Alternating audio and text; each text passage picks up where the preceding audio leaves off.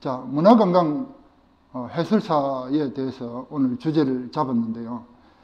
문화관광 해설사라는 게 무엇이냐? 우리나라가 가지고 있는 문화유산, 관광자원, 풍습이나 생태환경 등을 안내하고 설명을 통해서 관광객들로 하여금 올바른 이해와 인식을 갖도록 하는, 그렇게 해서 관광 만족도를 높여주는 중요한 역할을 하는 사람이 바로 문화관광 해설사이자 전문가라고 말하고 있습니다. 해설의 사전적 의미를 보면은 설명한다는 뜻이고, 해설을 통해서 문화자원의 가치와 흥미를 일깨워주고 나아가서는 보존에까지 기여할 수 있도록 유도하는 교육적 활동이라고 이제 규정하고 있습니다. 해설사와 가이드의 차이점은 다르긴 하지만은 비슷한 점도 있습니다. 해설사는 이 가이드의 역할과 병행을 해야 되기 때문에 어떤 마음으로 관광객들을 대할 것인지를 생각해 봐야 합니다. 자, 이 도표를 한번 보실까요? 해설사는 그 특정 지역에 주둔하면서 서비스를 제공을 하고요. 가이드는 관광객과 함께 움직이면서 안내 서비스를 제공하는 사람을 말합니다.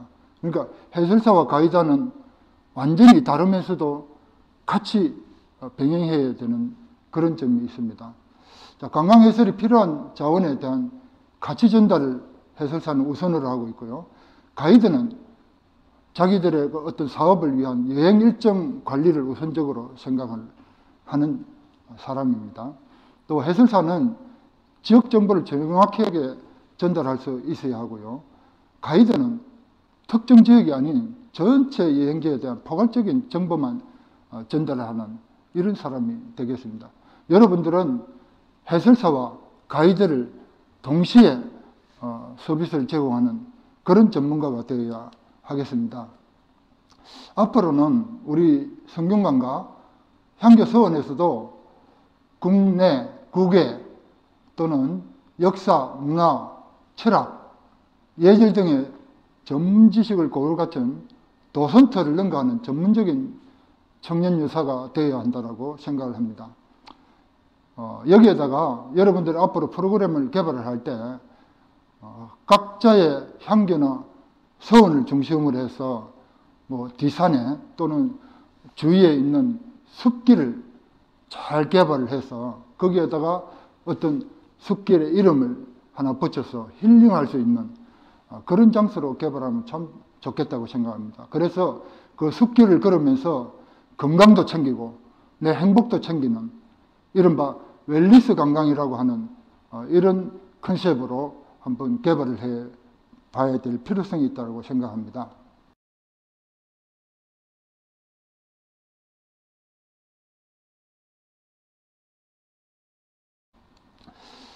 자, 이 도표를 한번 보시면은 세계유산 남계서원의 예를 하나 들어보겠습니다.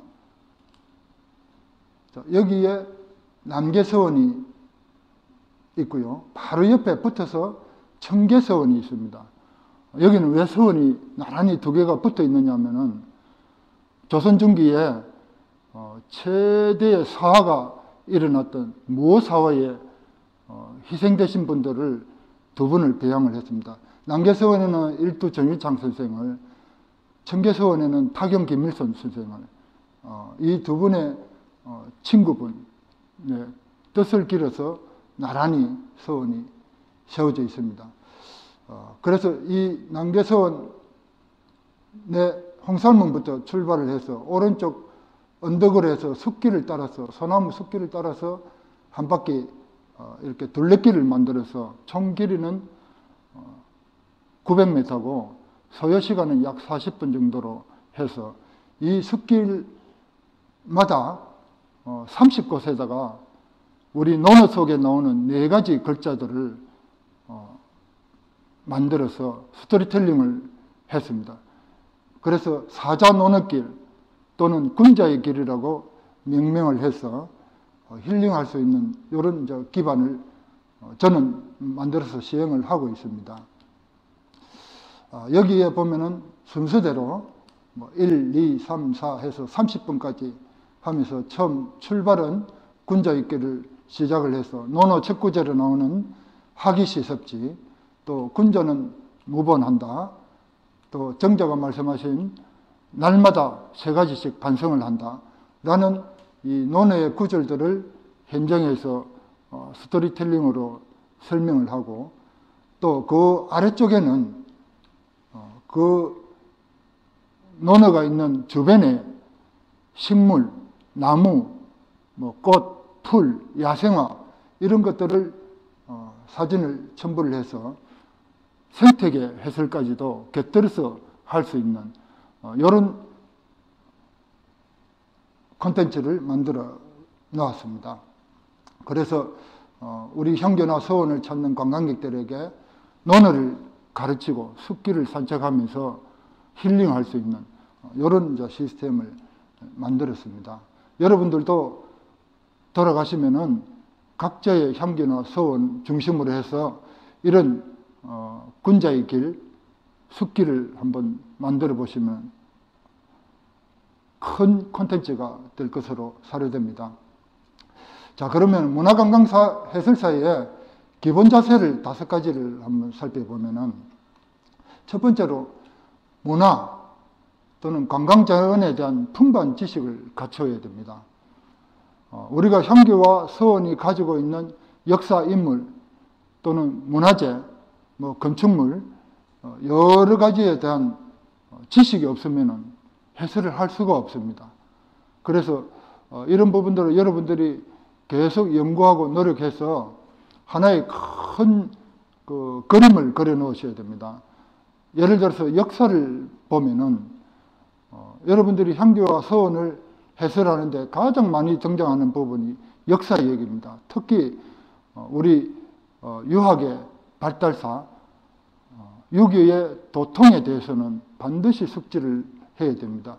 이 6.25의 도통은 우리 인류의 최초의 문명 발상지, 세계 인류 4대 문명 발상지 중에서 첫 번째로 꼽히는 중국의 황하 문명을 중심으로 해서 일어났던 사마오제 시대 때의 인물들, 그 마지막에 요임금, 선임금을 거쳐서 천하 태평성세를 이루다가 비로소 역사시대가 전개되는 하나라, 은나라, 주나라, 하한주 3대를 거쳐서 춘추시대 때와 전국시대 때를 거치면서 거친 이후에 진나라가 천하 통일을 하면서 법가사상으로 천하를 통치할 때 한결같이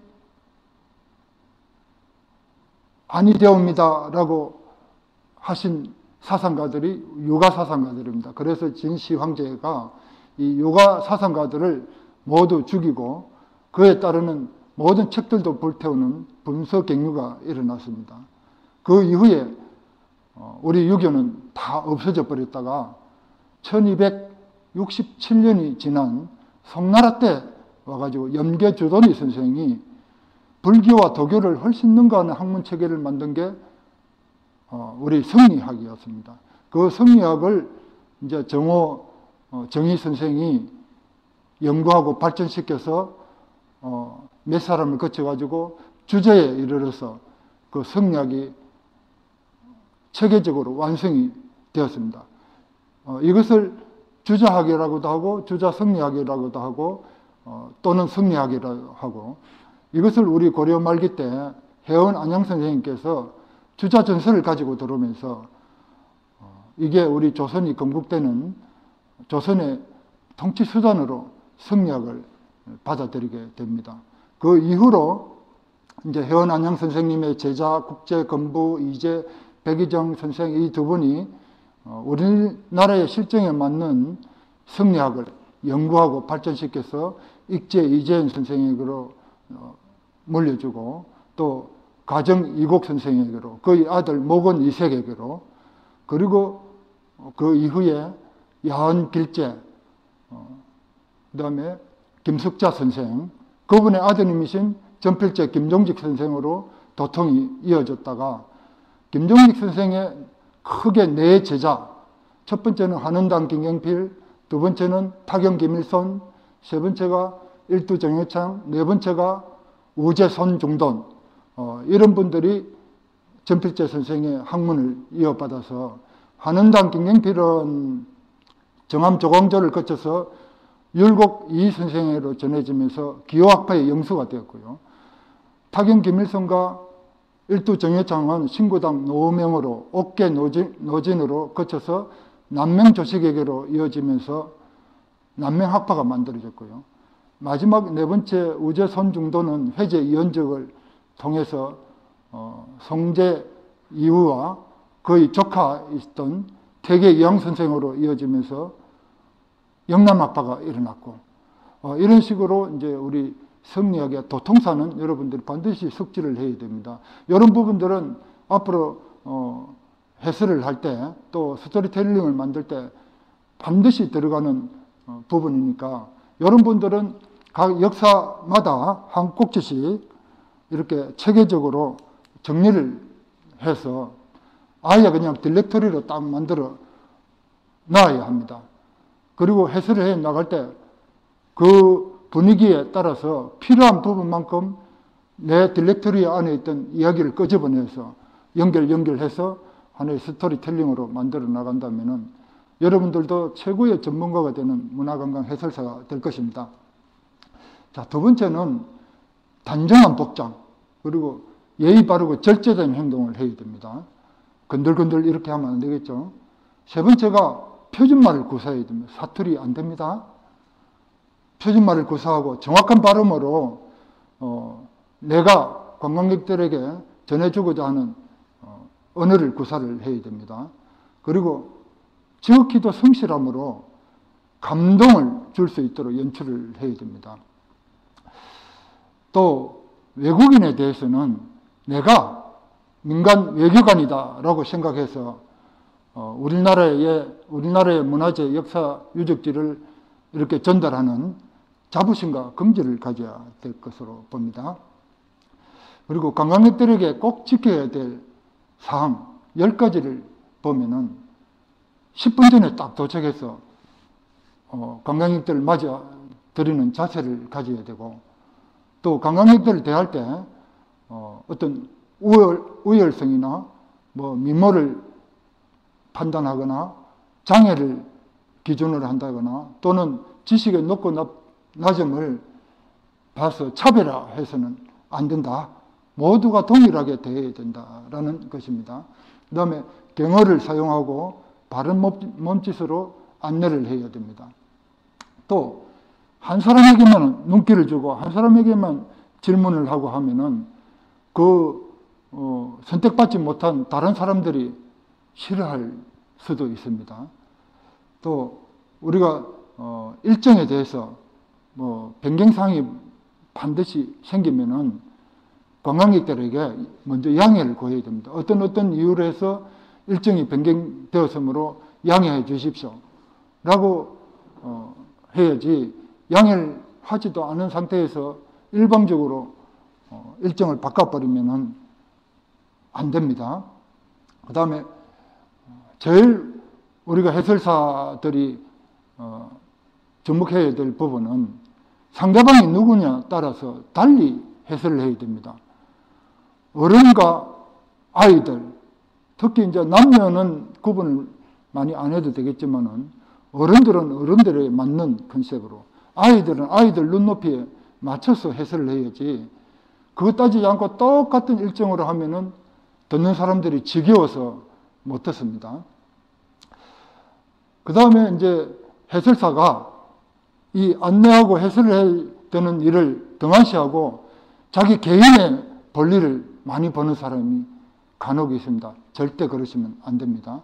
그 다음에 안내를 하거나 해설을 할 때 뒤죽박죽 이 얘기했다가 저 얘기했다가 종잡을 수 없이 갈팡질팡 하면 절대로 안 된다는 거죠. 듣는 사람들이 혼란을 겪게 됩니다.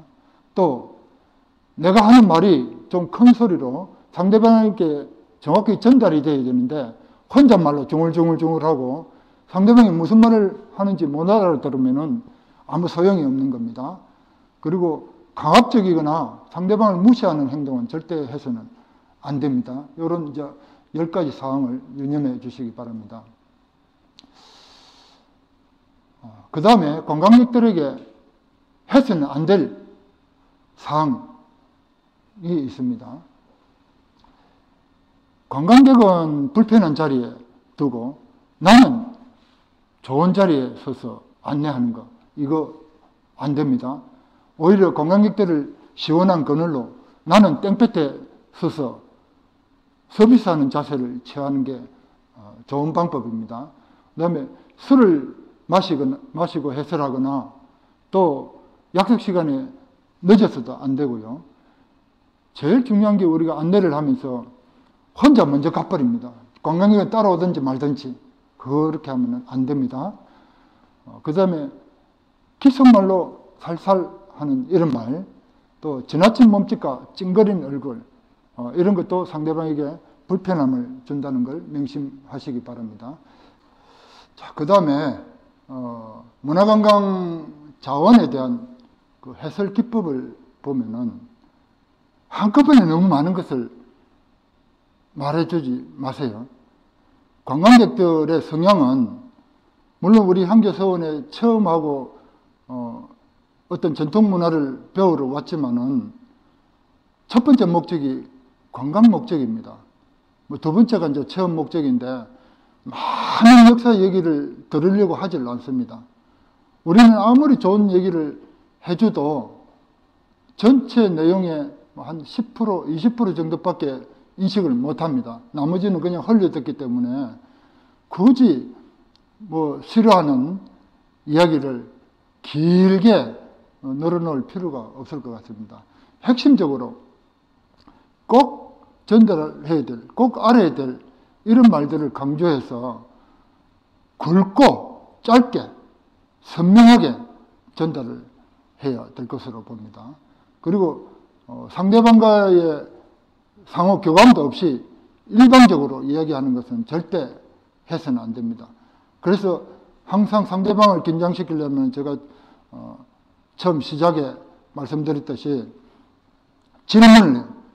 해설을 하다가도 항상 질문을 유도를 하십시오. 그러면은 관광객들이 바짝 긴장을 하게 됩니다. 나한테 혹시 질문을 하면 어떡하지 하면서 가슴이 두근두근 하면서 긴장하게 됩니다. 그래서 늘 어느 때이든지 느닷없이 질문을 하면은 내 분위기로 이끌어 올 수가 있습니다.